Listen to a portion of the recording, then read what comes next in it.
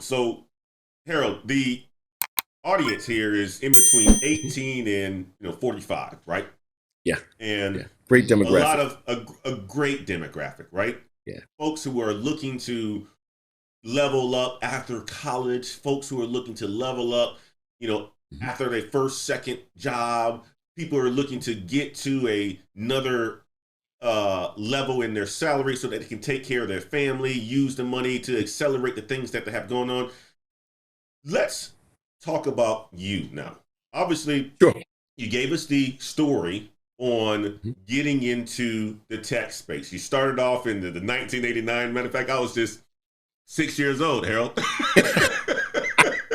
Okay. Okay. but the Yeah. fact that Yeah. you've had a long, illustrious Yeah. career and Yeah. you leverage, folks who your network that went Mhm. to Benedict, they saw you. They said, you know what, I'm going to give this Mr. Harold a chance. You said, Mhm.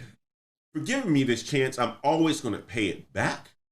Yeah. I'm going to make you all look good, first of all, because you gave me that chance, Mhm. right? Talk about your career since then. And Mhm. I want to, I want for the folks to listen in because you've extended in your career to a very powerful position, right? And obviously there were Sure. some roadblocks along the way.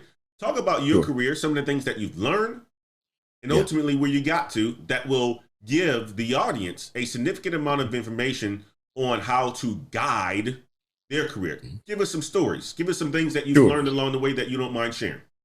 What's up, ladder climbers? I wanted to interrupt this video today to tell you guys about the Patreon. Join the Patreon, guys. For $23.99 a month as a professional Patreon member, you get access to me, who is a professional career coach. Guys, if you booked a professional career coach one time, you're going to be spending for one interview or for one consultation, you're going to be spending more than you would actually pay for a full year in the professional Patreon. You not only get access to me as a professional career coach, you get access to Google certifications so that you can enter the IT market with the skills that you need. You not only get access to Google certifications, you get access to the Black Heights community, which is a powerful community of over 90 individuals who are in the IT space, have all sorts of backgrounds, and that can help to motivate you, keep you motivated so that you can accomplish those goals that you want to accomplish. Become part of the Patreon today, guys. Check it out. See the link in the description. Sure. One of the nuggets, and there's 17 lessons in from basketball to bow ties. There's 17 leadership nuggets, and they're lessons.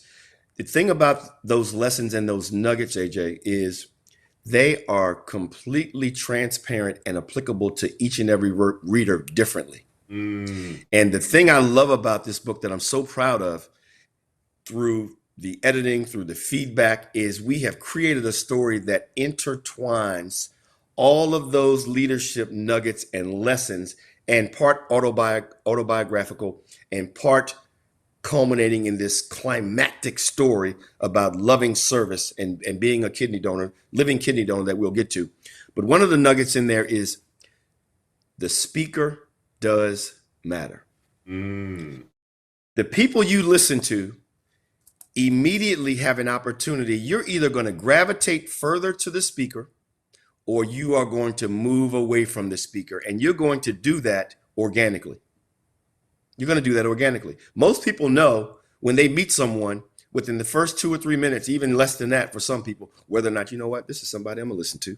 Mm. Or, you know what, I'm not listening to this clown right here. I'm going to keep it to myself. I might smile and I might nod, but this joker right here, no, because this joker is moving me away. That's called discernment. And that only comes through the Holy Spirit. Now, confession, I was a guy who could not discern a potato from a doorknob. Mm. Had to learn that.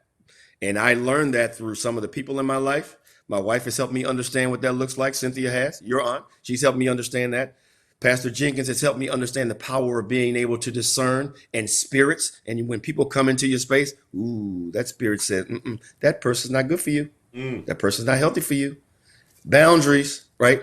So one of the nuggets is the speaker does matter. And I tie that story into basketball by introducing Bernie Mann. Bernie Mann, who is the first person that introduced me to the game of basketball. And he was a short, white guy, blazing blue eyes, powerful personality, but immediately I listened to him. And I was 7 years old. Mm. He introduced me to this game called basketball in a very cold gym that I write about like a barracks. Mm. And I was like, dude, I love basketball. It's an indoor sport. Why is it so cold in here? But I listened to Bernie, and he had these piercing blue eyes, short in stature, but he was passionate. So immediately I was like, ooh, he is really believing what he's talking about. I'm going to listen to him. Mm. And by listening to the speaker, what I extracted from him was a love of a game that has given my family value, that has taken one of my children all over the world, that has given me opportunities to meet people that I would never meet, exposed us to things that we would never get exposed to, just from the love of a game that requires discipline, focus, commitment, and just joy of being in the game, because everybody's not going to make it to the NBA. But the joy and the lessons you learn from the game of basketball, that's one thing. Speaker does matter.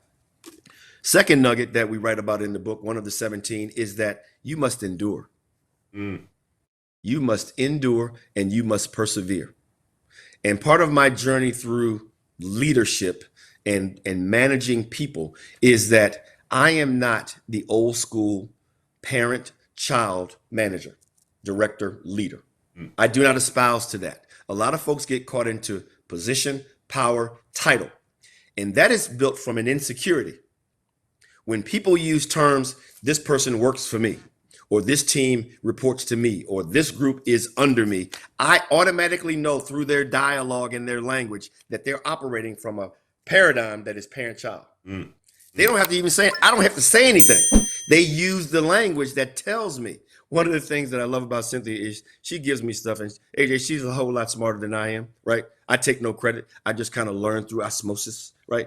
But one of the things she taught me years ago is that if you listen long enough to people, they're really going to tell you stuff about them, and you don't have to say a word. They're going to tell you exactly what they think, who they are, what they believe, and how they operate if you listen, not waiting to respond, but listen to what they just said. They'll say, ooh, okay, parent-child manager. I know what I'm dealing with right here.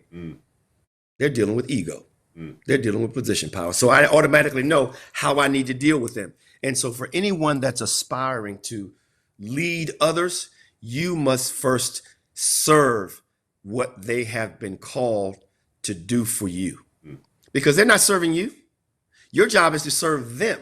And a leader builds. A leader inspires, and you can only do that if you're operating from a paradigm, from a servant mentality. So I have been blessed with different teams, and I talk about some of those teams in the book and the transition and the nurturing that they needed when I came into this new organization. And I saw that, you know what? They're in literally a dungeon. I mean, it was a filthy room, small, cramped, and immediately I thought these people are not cared for. They're not valued. So immediately I knew I needed to change that paradigm and to get to see them differently, that they are valued. So one of the things I did is I met with each and every one of them, and I asked them, what motivates you? What gets you out of bed in the morning? Why are you here? I talked to each and every one of them. So now what you see is I'm pouring into them, not telling them, AJ, I need you to do this. Bob, I need you to do this. Sally, I need you to change that. I'm going, AJ, what can I do for you? What gets you up in the morning? And that was a paradigm shift for them. And they go, oh, nobody's ever asked me that. Nobody ever asked me what I thought. So now you start to pour fertilizer and food and feeding them. And what happens when you pour fertilizer, water, and food? They blossom. That's right. They grow. They grow. And that's exactly what happens. Who benefits from that? Triple win. Organization wins. Individual wins, leader wins, triple win. So the story that I would share with the folks that are out here, you're young, you're trying to find your way, ask yourself a question. Remember whose voice you're listening to. Is it the uplifting voice that says, you know what? I get goosebumps when I hear music. I get goosebumps when I talk about X. That's the Holy Spirit trying to tell you what excites you. Listen to the voice. Then go, okay, what am I doing? The things that connects me continually to the goosebump moments. Am I taking an art class because I know art? I love art. Am I going to museums? Am I putting myself around people that are doing what I want to be doing. If I want to be an artist, if I want to be a record producer, if I want to be an engineer, if I want to be a lawyer, if I want to be a writer, am I putting myself in those positions, the people that are doing that very thing that gives me the goosebumps? Or am I just talking about it? And the other voice going, man, you ain't doing that. You only have a high school degree and you've been working in Walmart. That's a stupid idea. Whose voice is that? We know whose voice that is, right? So there you go. There's some of the journey. So by serving others and building teams and creating opportunities, we have been blessed with leadership opportunities that have just been wonderful. And I've been able to parlay that into a career that's now 33 years in the making. And now we're getting ready to transition to another opportunity that we are just immensely grateful for, again, to serve others in a greater capacity. I love that you said serving others, Harold, because obviously I've been a manager multiple times in my career. And I love something that you said earlier too, because I'm going to talk about the tech track right now, because a lot of people are on here because they're looking to do something in tech. They're already in tech and so forth. Sure. One of the things you said earlier was ultimately you got to make a decision. Are you going to go the tech route or are you going to go the management route? Right. And then you went the leadership management route. That was the route that you went to. And obviously that's a route that can get you a good salary, make a good living for yourself and so forth. But one of the things that you learned, which you just talked about, was the leadership part of it. You know, what went into that decision of going the management route? Because that's the route that I went as well. And the reason why I went into that route, Harold, was because I wanted to be in that position to help others. I wanted to be that guy that was recognized. I wanted to be the guy who had extreme influence. But knowing myself, I know that my goal is to help others. I'm a servant to these other individuals that I'm on, that I lead on in my organization.